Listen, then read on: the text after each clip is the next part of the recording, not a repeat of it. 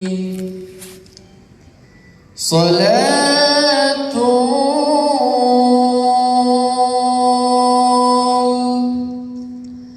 بالسلام مبين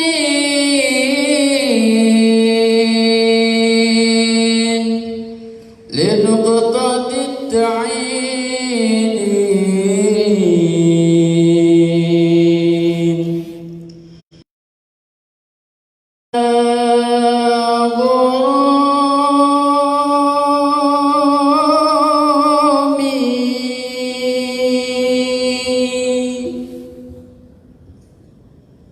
صلاة بالسلام مبين لنقطة التعيين يا غرامي صلاة بالسلام مبين لنقطة التعيين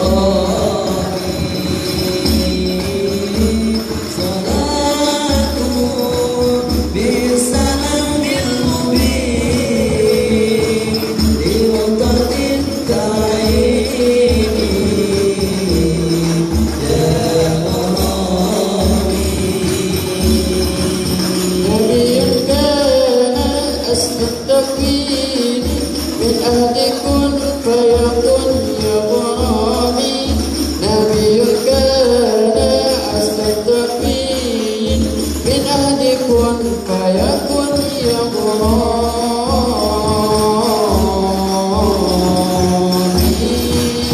صلاة بسلام المبين لنقطة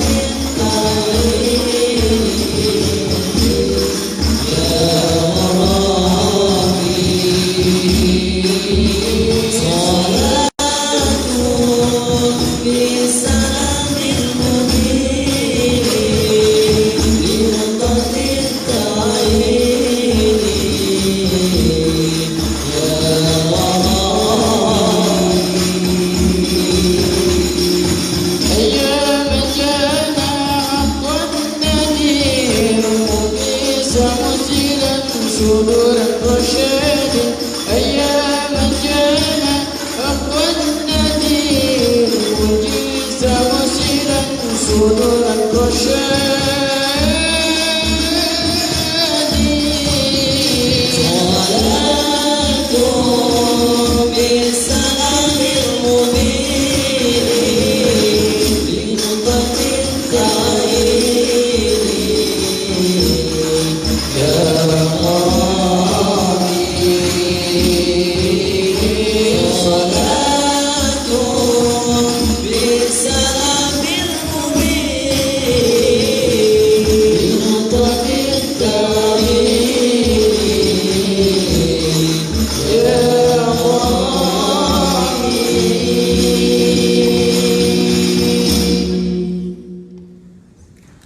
اللهم صل وسلم وبارك عليه.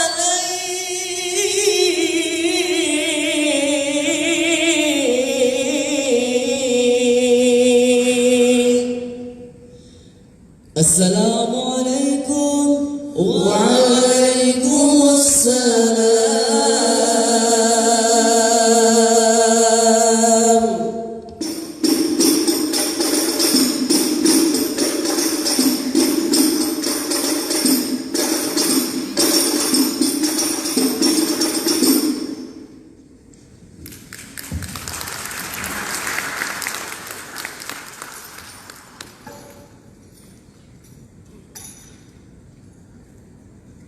Warahmatullahi wabarakatuh.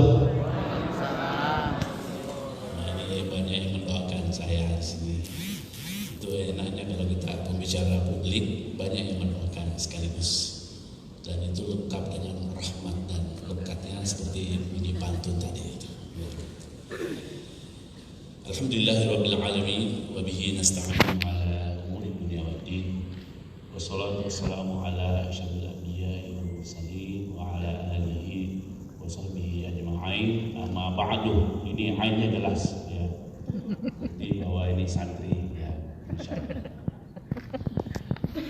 Bapak Alhamdulillah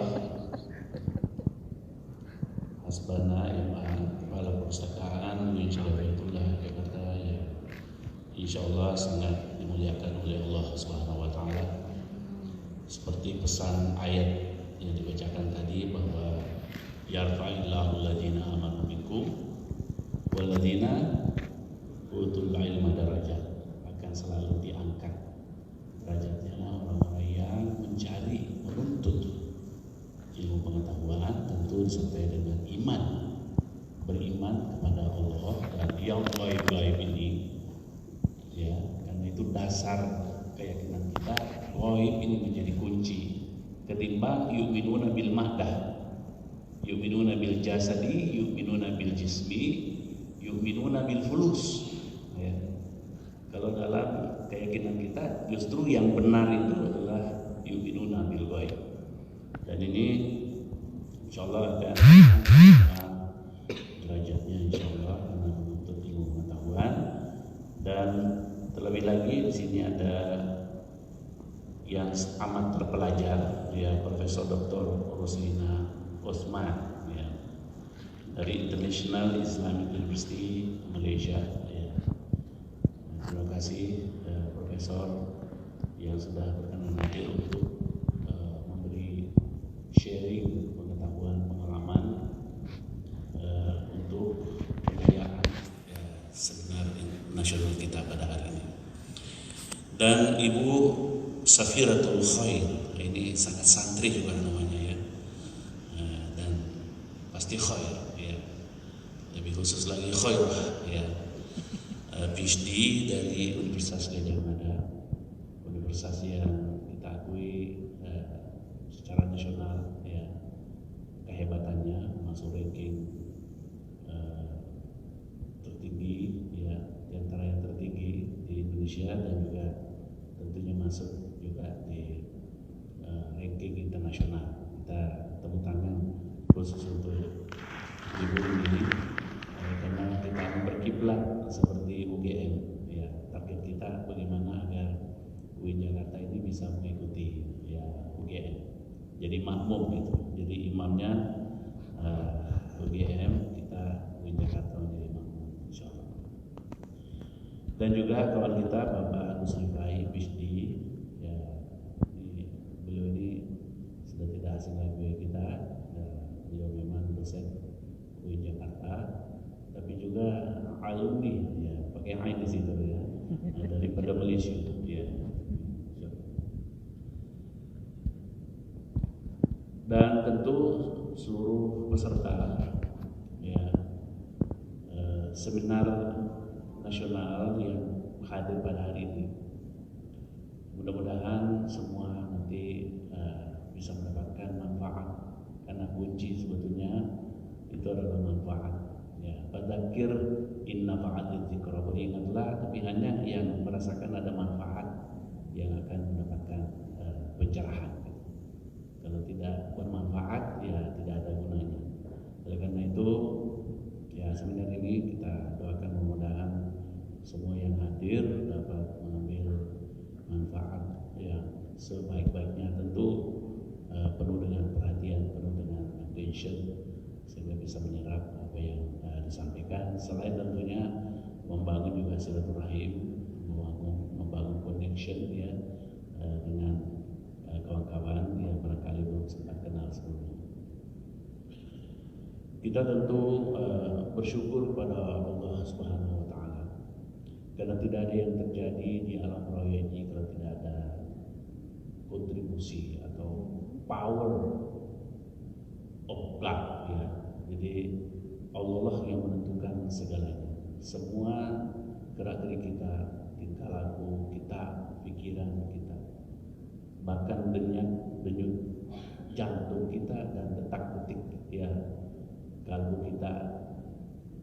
masuknya oksigen ya, dan gerak-gerik paru-paru, kedap dan kedip mata, itu semua karena pengaturan dari Allah Subhanahu wa Ta'ala.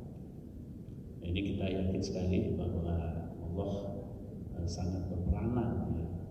Bahkan tidak ada yang terjadi kecuali atas amrullah ya. Nah, ini kebetulan para perpustakaan kita ini amrullah. Jadi atas perintah Allah semuanya, sehingga semua ini bisa terjadi. Ya. Karena itu saya kira makna roh ya, penjelasan Al-Quran bahwa yas'alunaka 'anir ruh qulir ruh min amri rabbi. Ya, mereka bertanya kepada Muhammad, apakah roh itu? Katakan bahwa roh itu adalah perintah ya, perintah Tuhanku. Artinya command ya, command, perintah. Jadi tidak ada yang terjadi kecuali perintah.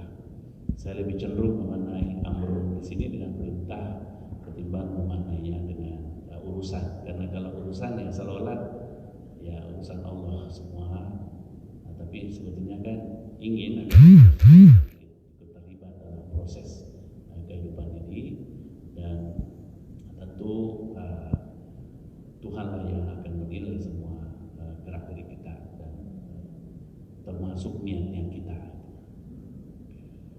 Hadirin wal hadirat, saya sangat mengapresiasi acara nasional ini, khususnya yaitu disebut dengan Seminar Nasional Perpustakaan dan Open Science ya, dalam mendukung riset perguruan tinggi.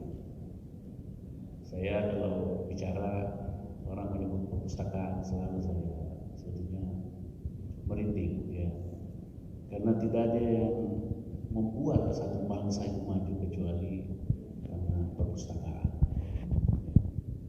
Bagaimana lahirnya yang namanya Baitul Hikmah ya dulu itu, yang dipropori oleh Harun al-Rashid dan kemudian Al-Ma'mun, itu 33 tahun mereka, setahun lebih lama daripada Soeharto ya. Soeharto 32 tahun, ini 33 tahun berkuasa. Dan pada saat itulah Baitul Hikmah, perpustakaan yang sangat luar biasa itu dibangun. Pemerintah mendukung sepenuhnya ya proyek kepustakaan, proyek penerjemahan, proyek penulisan, sehingga karya-karya Helenik ya Yunani itu diterjemahkan dengan penghargaan yang sangat luar biasa. Kalau terjemahan itu atau karya itu umpamanya 2 kilo, maka 2 kilo emas juga menjadi reward, menjadi kompensasi terhadap penulis. Apalagi waktu itu buku dibuat, kertasnya dari kayu ditumbuk ya, kemudian dibungkus dengan kulit rusa. Bayangkan bisa lebih berat ya lagi daripada kertas-kertasnya itu sendiri. Nah, dan kalau beratnya itu ya dinilai sesuai dengan emas ya, diberikan emas sesuai dengan nilai beratnya. Nah, ini tentu memang suatu prestasi yang luar biasa, dan inilah yang kemudian melahirkan Ibnu itu dalam tradisi Islam ya. Ada Ibnu Tufail Al-Kindi, Ibnu Sina, Ibnu Bajjah ya, Ibnu Tufail dan seterusnya ya, dan Khaldun yang termasuk agak akhir-akhir 1406 gitu. Inilah yang kemudian yang membuat Islam itu berjaya, kata orang Malaysia, berjaya ya, sehingga bisa menjadi super power ya pada waktu itu. Cuma kemudian agak lengah di akhir-akhir ya, kemudian ditaklukkanlah oleh Eropa, kemudian buku-buku kita diambil. Bahkan setelah mereka salin, mereka buang aslinya, sampai sungai Tigris itu menjadi hitam karena tinta, dibuang. Ini sayang sekali, tapi mereka memang sudah mengambil jiwanya, mengambil ilmunya, dan kemudian mereka mengembangkannya di barat. Ya, kita satu sisi bersyukur kepada mereka karena mereka bisa mengabadikan dan menganalisis lebih lebih jauh lagi sehingga sedikit berbeda dari aslinya. Nah, cuma ada kecenderungan melupakan kreativitas umat Islam ini di zaman itu, sehingga yang mereka ingat adalah Helenik, Yunani. Bahkan nama-nama Muslim kita kenal dalam sejarah, mereka ganti dengan nama-nama yang seolah seperti nama Yunani. Banyak Ibnu Sina dengan Avicenna, ya, Ibnu Bajjah dengan Abi Bakar, ya, dan seterusnya. Itu dalam rangka untuk menutupi ya bahwa ini adalah kontribusi umat Islam. Tapi tentu sejarah tidak bisa berdusta karena ini tercatat dengan baik dalam rekod sejarah, sehingga mereka mengetahui juga bahwa ini berasal dari dunia Islam yang sangat kreatif, ya, yang sangat produktif, ya, berabad-abad itu. Bahkan sebetulnya ya kalau kita nilai ya itu masih ada sambungannya ketika zaman Turki Utsmani. Dan kalau kita ke Istanbul kan masih bisa melihat beberapa peninggalan karya-karya yang monumental.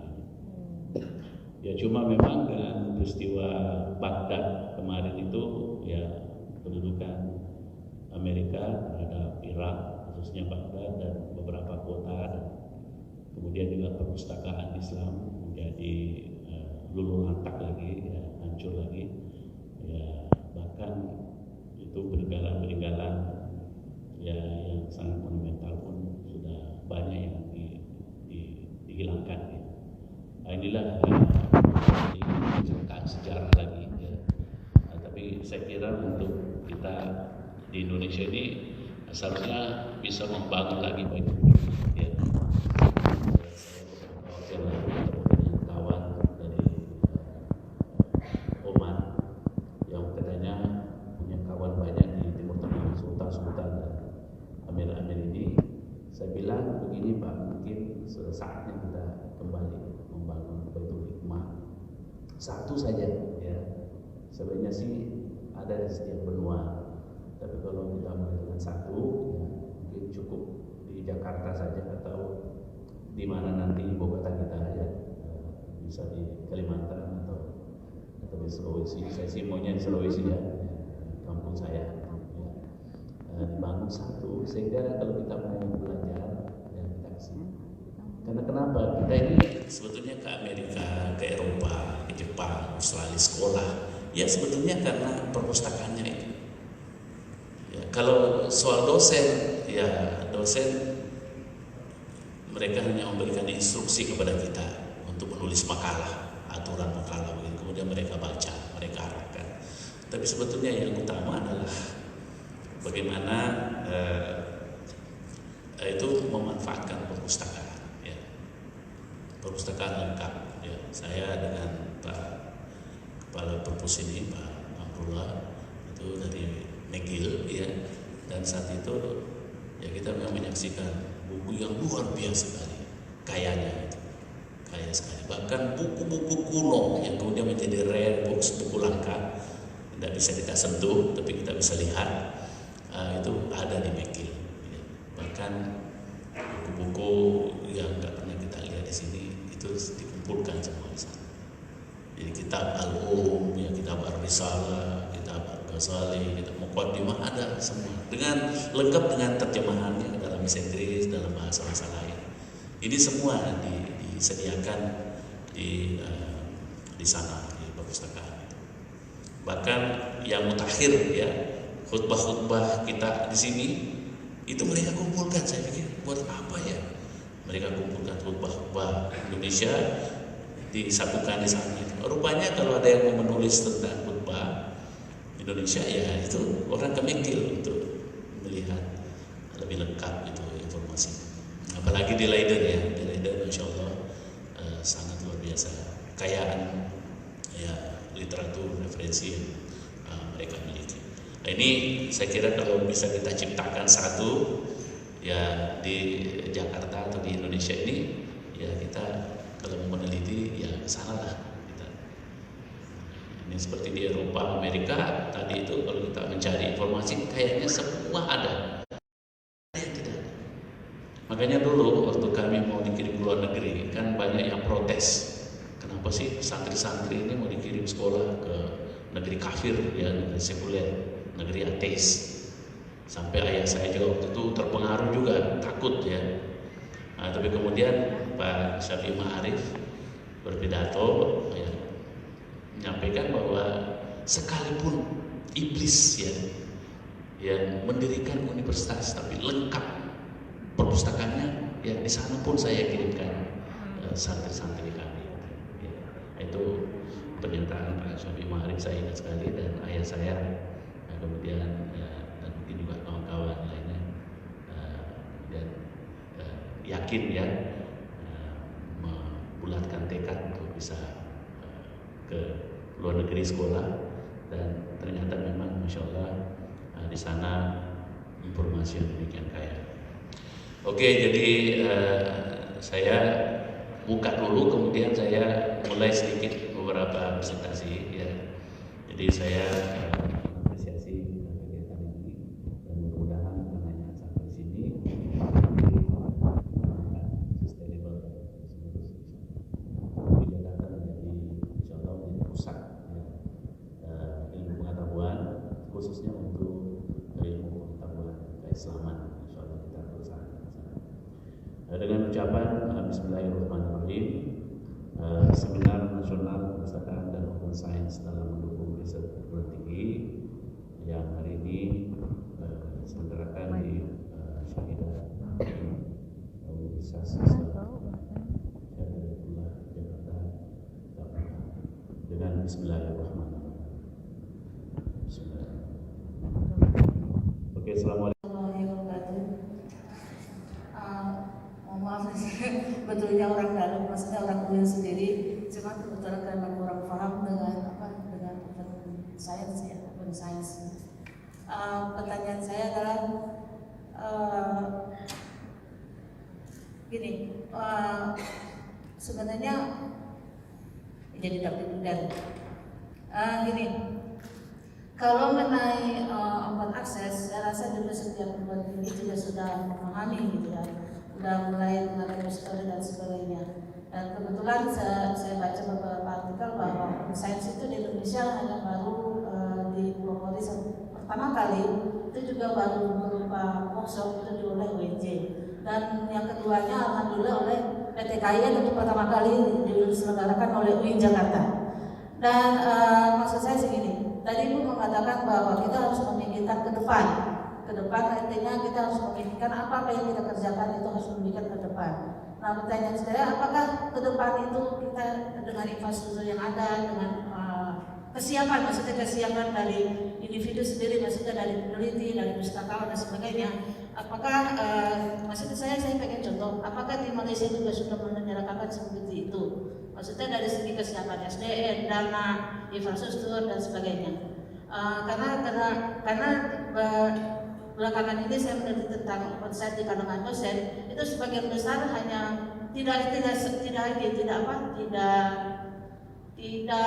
belum sanggup atau belum mau melakukan opennya karena terkhawatirkan datanya akan dicuri dan sebagainya. Mungkin itu. Maksud saya adalah saya ingin contoh yang nyata.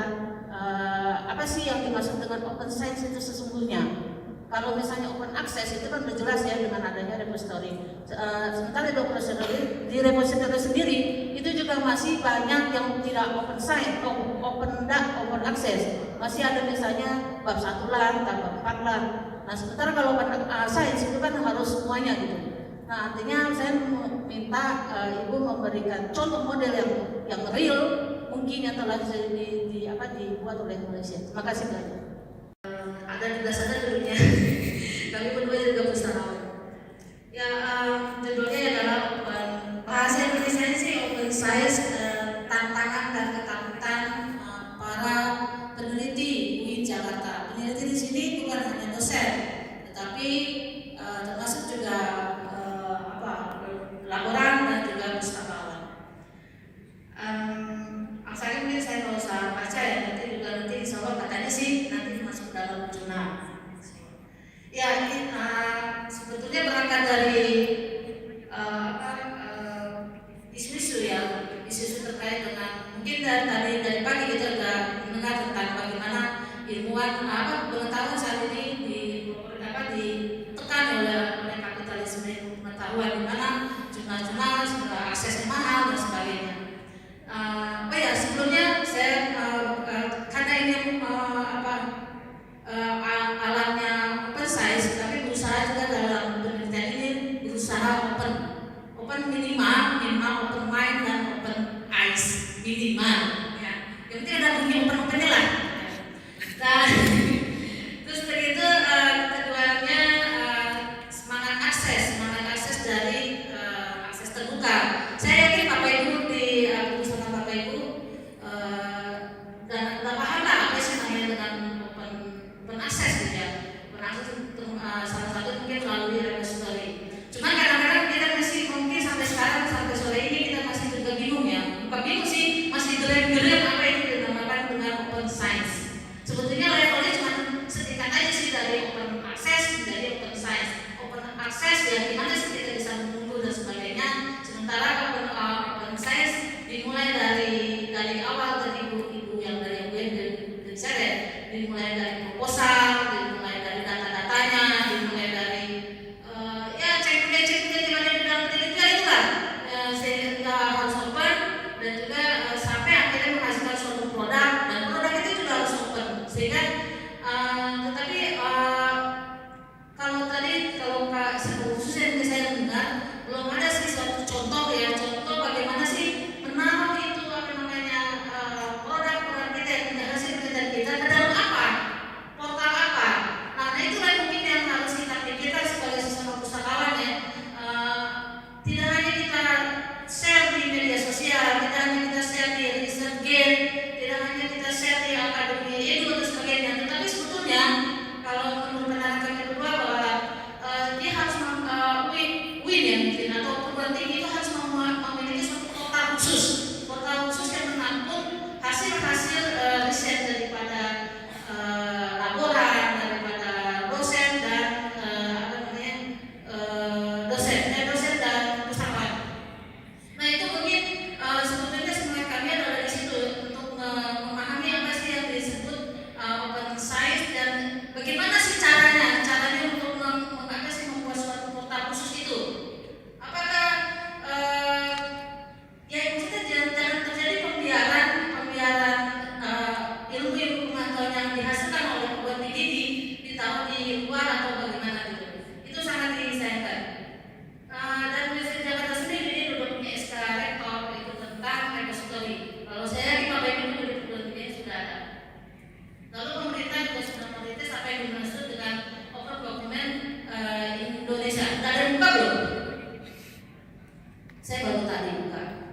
Intinya pemerintah juga sudah berusaha untuk mengembangkan sesuatu yang akses maupun sesuatu yang sains. Lalu reviewnya itu adalah sebetulnya termotivasi dari tulisan yang ditulis oleh Bu Nurul dosen kami di sini. Itu dia ada di sana, itu tentang seberapa banyaknya dosen-dosen UIN Jakarta yang sudah menghasilkan karya-karyanya yang sudah diperindeks fokus. Dan tahun 2017 itu sudah dosen kami itu sudah ada 144 ya Bu Nurul ya, 144 karya yang sudah diperindeks fokus. Nah dari strategi itu sudah keren banget tuh ya. Tetapi itu tadi tidak open science. Dia cuma open access aja. Nah untuk open science kita harus bayar dan sebagainya. Nah mungkin dengan adanya open science ini kita akan lebih murah kan, karena kita harus punya portal dan sebagainya. Dan lalu buku ya, jadi dia sebut. Dan lalu belum menyebutkan hak akses terhadap hasil penelitian yang dilakukan dosen. Riset ini juga belum mencakup data penelitian dan publikasi yang dilakukan kelompok peneliti lainnya seperti pustakawan dolar. Artinya dosen-dosen dalam melakukan penelitian itu dia cuma hanya sebatas praktis, tetapi isi-isi yang sebelum-sebelumnya yang sebelum dia masih mentah berupa proposal, data dan sebagainya itu belum dipublikasikan secara open. Dia masih mungkin sendiri datanya karena dia banyak kekhawatiran dan sebagainya.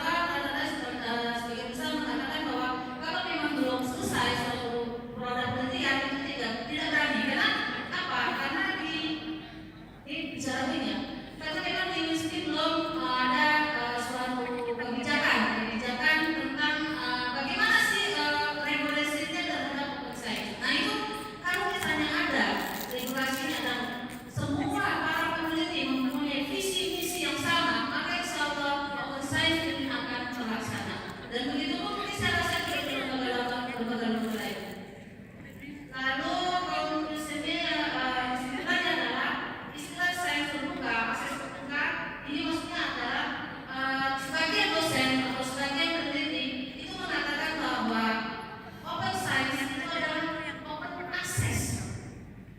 Open science adalah open access. Benar nggak sih? Open science adalah open access.